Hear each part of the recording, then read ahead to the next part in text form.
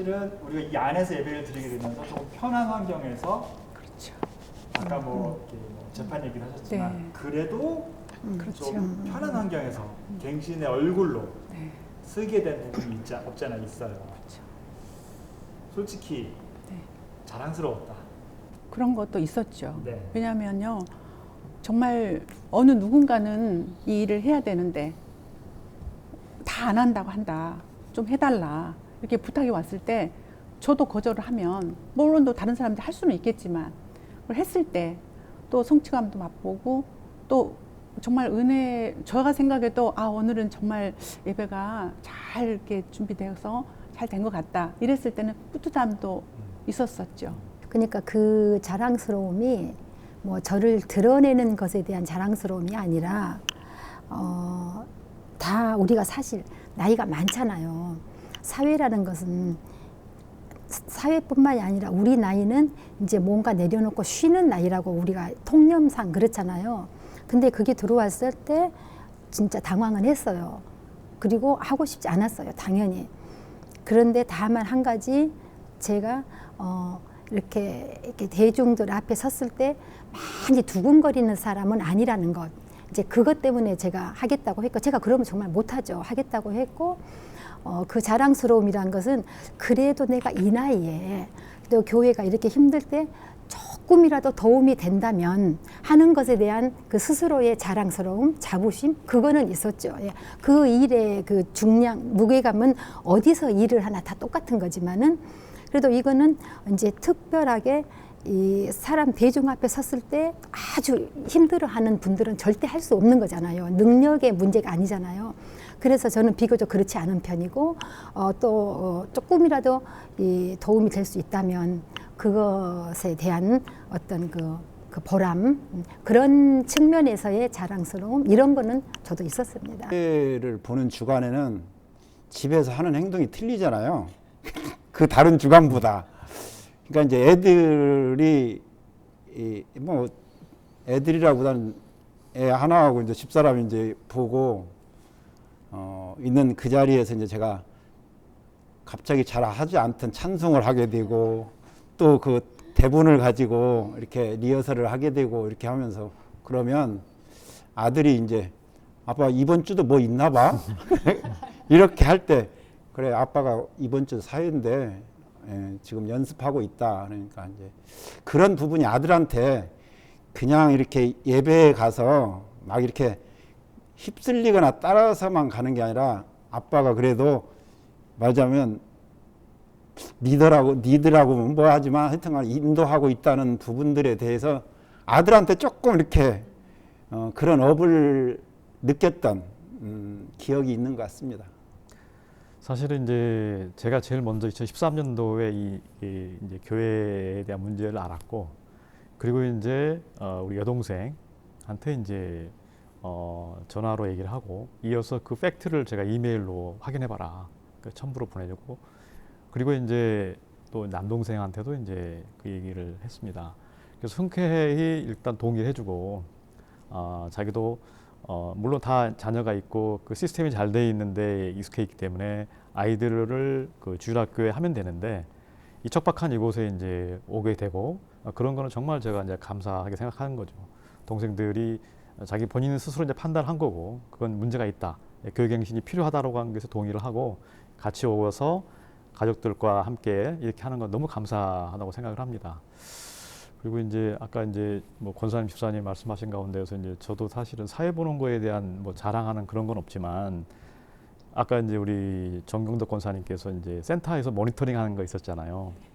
그래서 이제 센터에 모니터링 함에도 불구하고 당당하게 할 필요는 있을 것 같다. 그래서 사실 저는 이제 센터 모니터링 하려면 해라.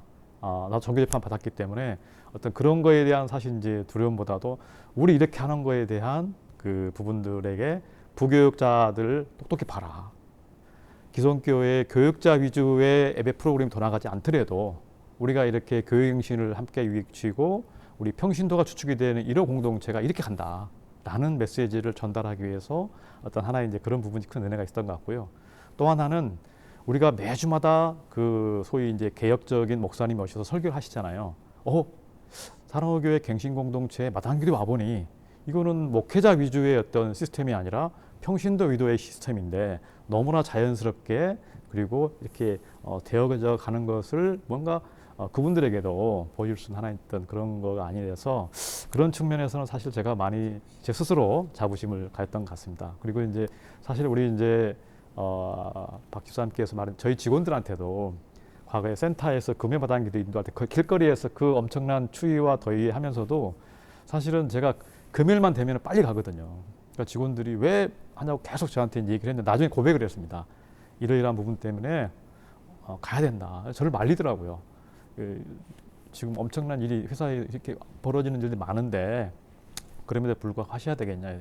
이건 내 소명이고 내 가치관이고 내 철학이기 때문에 그건 좀 이해해줘라. 그래서 이제 그런 것들이 있는데 그런 것들을 종합으로 해볼 때 이것도 사실 제 의지대로 할 수 없는 거고 하나님께서 함께 해주셨다라는 거. 그래서 그 은혜가 지금도 계속 이제 이어져 가는 그런 부분 때문에 너무나 하나님께 오히려 감사드려야 할 부분이 많은 것 같고요. 그런 측면에서 제가 이제 아까 좀 자랑, 저 스스로의 자부심 그런 게 있는 것 같습니다. 그 이전에 이 예배당 단에는 목회자 혹은 장로, 안수 집사는 정말 1년에 희귀했고 더한 건 여자 권사님들, 그쵸. 여자 집사님들은 이 단위에서 제가 수요 예배, 그러니까 본 예배라는 표현이죠. 주일 예배에서 본 기억이 거의 없었어요. 그리고 굉장히 저희 사회자의 비율적으로 볼 때 남성 장로들보다 여성 그리고 권사님 그리고 더 젊은 집사님들까지의 그 폭이 더 높아진 건 사실이거든요. 그러니까 그게 우리가 의도했던 의도하지 않던 간에 그러니까 아까 말씀하셨던 아무도 안 한다고 하니 결국 이런 행동들은 어떻게 평가하시는지 여성의 한 분으로서. 정말 이렇게 이 갱신이가 발족하기 전에는 저도 이 강단에 올라왔던 것은 대표기도 하러 딱 한 번 올라왔던 경험 외에는 없었거든요. 근데 그 후로 이렇게 또 인도를 해야 되는 입장에서 올라왔던 것을 생각하면 갱신이 아니면 어떻게 이런 또 저희들이 이런 사회를 보고 할 수 있었겠습니까? 근데 참 이 갱신이기 때문에 이런 일들이 이루어졌지 않았을까 이런 생각도 해봅니다. 여성도들 뭐 집사를 비롯해서 이제 여권 사회가 조금 더 주축이 됐죠. 그거를 이제 지금 생각해 보니 그 엄마들의 저력 저는 그렇게 생각이 돼요. 어릴 때부터 아이를 키우면서 양육하죠. 남편을 뒷바라지하면서 가정을 이루어가잖아요. 성공적인 가정, 안정된 가정으로. 그리고 아이들 교육시키면서 이 저력이 교회가 어려움이 당했을 때 나타난다고 저는 그렇게 생각이 돼요. 그래서 그 힘에 플러스 신앙적인 영적인 힘이 시너지 효과를 내면서 교회를 이렇게 잘 세워나가지 않았는가 저는 그렇게 생각을 합니다. 이게 참 우리 갱신에서는 아주 그 고무적인 좋은 현상으로 자리 잡았다. 좀 그렇게 생각을 하고 있습니다. 네. 2022년도가 기대가 되죠. 그래서 저희 사실은 갱신 공동체가 지향해야 될 거 또는 앞으로 가야 될 거가 저는 그 지금도 우리가 뭐 여성 남성 뭐 이런 부분 가지고 그래도 우리가 많이 저희 공동체는 아까 말씀하신 대로 권사님들이 많이 쓰고 사실은 뭐 기존 교회나 옛날 우리가 보면 간증이나 세울 정도 외에는 이 강단에 올라올 일이 없었잖아요. 근데 저는 2022년도 우리가 좀 더 발전한다면 우리 정말 성경에서 말씀대로 왕 같은 제사장으로서 누구나 이 공동체를 위해서 또는 공동체가 좋다면 정말 설교를 잘하는 평신도가 있고 그만한 신앙 경륜이나 신앙적인 부분이 말하자면 어긋나지만 않는다면 누구든 단에다 세워서 그분의 말씀을 듣고 변화가 될 수 있다면 저는 당연히 세워야 된다고 보고요. 또 하나 저는 이제 지금 기도하고 있는 부분인데 우리나라가 이렇게 지금 엄청난 한류라는 부분이 뭐 K자만 붙이면 전부 다 우리나라가 세계가 주목하는 시대가 됐잖아요. 그러면 이제 교회에서는 그게 없을까 그런 생각을 합니다. 그래서 지금 세대들이 정말 감성적으로 느끼는 것은 옛날에 저희는 경직된 상태에서 말씀으로 변화되는 것에 대해서 강조했다면 지금은 정말 찬양으로 세계가 움직이고 있잖아요. 우리 뭐 BTS나 이런 것을 보면 어마어마하잖아요. 그래서 저는 이 공간이 그런 찬양도 정말 K-찬양 이 될 수 있도록 저희가 먼저 그런 하나님께서 그런 걸 원하시지 않는가 이런 생각을 하거든요. 그래서 저희가 지금은 딱 고정된 성가대 또는 뭐 특송하는 분 하나 이렇게 세우는 거 또 여기 찬양팀 이렇게 고정화돼 가지고 지금 몇 년간 그냥 가는 거예요. 근데 이런 거가 조금 더 변화를 많이 주었으면 좋겠다라는 생각을 해요. 더 정말 재밌고 은혜롭고 야 여기 왔더니 뭔가 틀리구나 이걸 좀 느끼도록. 근데 지금 저희는 이제 익숙해서 다른 데서 다른 분들이 오면 조금은 뭐 그래도 여기는 다르구나라는 것을 느끼겠지만 그보다 훨씬 더 느낄 수 있는 그런 예배가 되고 그런 공간이 그런 공동체가 됐으면 좋겠다는 생각을 하고요.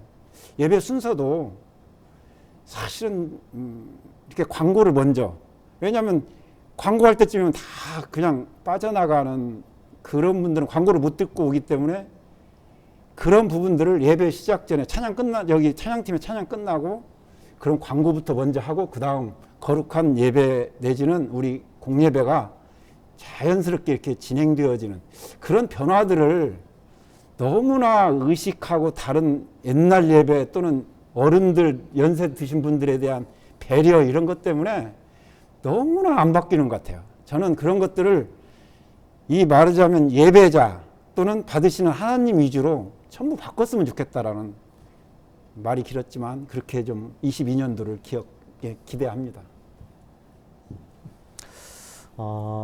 저도 이제 기존에 우리가 예배 드리는 거의 이제 형식은 공예배 형식은 거의 사실 전통적인 형식을 많이 따라가고 있습니다. 근데 이제 예배는 우리가 보면은 이제 실제 이제 강단에서 설교하는 설교자 그리고 이제 대표 기도하시는 그다음에 사회 보시는 분 그리고 간혹가다 이제 특송하시는 분들이 이제 조명이 되는데 어느 순간에는 우리가 함께 예배를 드리기 때문에 회중들과 함께 회중은 그냥 관객으로 오는 게 아니라 같이 공동체가 하나가 될 수 있는 장이 사실은 이제 뭐 찬송을 할 때 지금은 다 경직돼 있는 상태에서 그냥 찬송하고 끝나거든요. 근데 이제 뭔가 우리가 방금 이제 권사님도 이제 말씀하셨지만은 집사님도 그러시지만은 연세가 있으시다 하는 것 때문에 그냥 앉아 계시는데 때로는 이렇게 서가지고 우리가 어떤 찬송을 할 때 틀에 박혀 있는 찬송이 아니라 때로는 우리가 좀 이렇게 뭔가 그 율동도 같이 곁들이면서 그래서 그 예배가 정말 좀 이렇게 살아 움직이는 듯한 그런 공예배를 통해서 우리 공동체가 좀 이렇게 뭔가 이렇게 액티브하다라는 어떤 그런 것들 또 필요하지 않을까. 꼭 전통적인 예배를 따라가는 게 아니라 그 예배 회중 찬송을 할 때 같이 공감하려 하는 그런 어떤 뭔가가 더 필요하지 않을까 그런 생각을 해봅니다. 지금 우리 공동체에 바라는 것, 필요한 것라면 물론 이거는 이제 제 개인적인 그런 이제 생각인데 담임 목사님이라고 해야 할까요? 아니면 설교 전담 목사님이라고 해야 할까요? 그런 분이 계시면 좋겠다고 생각을 해요. 교회가 우리가 이제 목회자들에게 많은 실망을 했지만 그렇다고 해서 모든 목회자가 다 잘못된 건 아니잖아요. 그래서 정말 우리에게 정말 성경적인 그런 말씀을 잘 전해주고 우리를 영적으로 잘 세워줄 그런 그 목회자가 담임으로 빨리 오시면 좋겠다. 그런 생각이 들어요. 교회가 구심점이 없어요. 그리고 일단 주일학교, 청년부, 대학부 뭐 그런 데도 허약하게 이럴 데가 없고 아예 없죠. 또 저희들도 전도를 할 수가 없어요. 심지어 우리의 자녀들도 안 나오잖아요. 다 다른 곳으로 다니고 모을 수가 없어요. 그래서 너무 긴 시간 물론 이게 여러분의 그 설교를 들으면서 다양성도 있고 또 전혀 생각지 못했던 어떤 것들도 알게 되고 그런 경험을 할 수도 있지만 그렇지만 뭐 이제 흔히 말하기를 뭐 인사권이라든지 뭐 어떤 다른 그런 뭐 경제권 이런 거를 배제한 충실한 말씀 선생으로서의 목사님 좀 모셨으면 좋겠다. 전 그런 바람입니다. 땅끝까지 이르러 내 복음의 증인이 되라고 말씀하신 그 예수님 말씀처럼 우리가 이제 어떤 목사님들도 오셔갖고 다 흩어져라 자꾸 이런 말씀도 하시잖아요. 그랬을 때 정말 우리가 훈련받은 자들이 작은 교회 가서 도움이 되면 어떨까 이런 이제 바람도 한편으로는 있었고요. 또 한편으로는 정말 우리 권사님 말씀한 대로 정말 전도의 사명을 가진 사람들이 참 많은데 전도하기가 사실 쉽지가 않아요. 저도 주변에 있는 사람들에게 우리 교회에 나와 이 소리가 선뜻 나오지 않아요. 집 가까운 교회에 가 이렇게 하고 또 어떤 신학적으로 좀 도움이 필요하면 도움을 줄게 이런 정도가 나오지 어린애들한테도 너 사랑에게 올래? 이렇게 말이 쉽게 나오지 않더라고요. 그랬을 때 어떤 체계가 빨리 잡혔으면 좋겠다. 뭐 목사님을 모시든지 어떤 또 정말 이 사랑의 갱신회를 갖다 이끌어갈 어떤 정말 탁월한 리더십을 가지고 계신 분이 나타나서 이렇게 그 틀에 잡는 교회를 우리가 평신도 중심의 교회를 세워간다면 또 다른 또 우리 사랑의 교회 갱신회가 정말 한국 교회 모델이 되지 않을까 이런 생각을 해보는데요. 정말 두 가지가 저는 마음이 있어요. 두 마음이 흩어지는 쪽의 마음과 또 정말 멋지게 한국 교회를 이끌어갈 차세대 리더들을 키우는 그런 마당 기도가 됐으면 좋겠다. 그런 바람이 있습니다. 자, 다음 2022년 사회자들에게 드리는 덕담. 인도자님 처음에 첫 시간 인도했을 때처럼 항상 그렇게 하시면 좋겠습니다. 네, 2022년도에 이렇게 예배를 인도하실 인도자님 어떠한 가운데서도 하나님이 함께 하십니다. 그걸 믿고 담대하게 하시면 하나님께서 은혜를 베푸십니다. 새로운 인도자님 겁내지 마세요. 다 할 수 있습니다. 자신감 가지세요. 인도자님 두려운 마음이 앞서겠지만 담대한 마음으로 준비하시고 또 멋지게 사역하십시오. 화이팅입니다. 함께하는 그 성도님들의 눈빛을 보면서 어떤 어려움 가운데서도 함께 우리 공동체가 있다고 하는 그 믿음 마음 가질 때 우리 안에는 더 큰 하나님의 은혜를 경험할 수 있는 그런 부분이 간절한 것 같습니다. 그래서 서로가 그런 교감이 될 때 우리 살아있는 공동체, 함께하는 공동체, 하나님이 항상 우리와 함께 한다고 하는 그런 믿음이 저의 마음과 함께 우리 성도님들에게도 함께 할 줄로 그렇게 믿습니다. 네, 좋습니다. 감사합니다.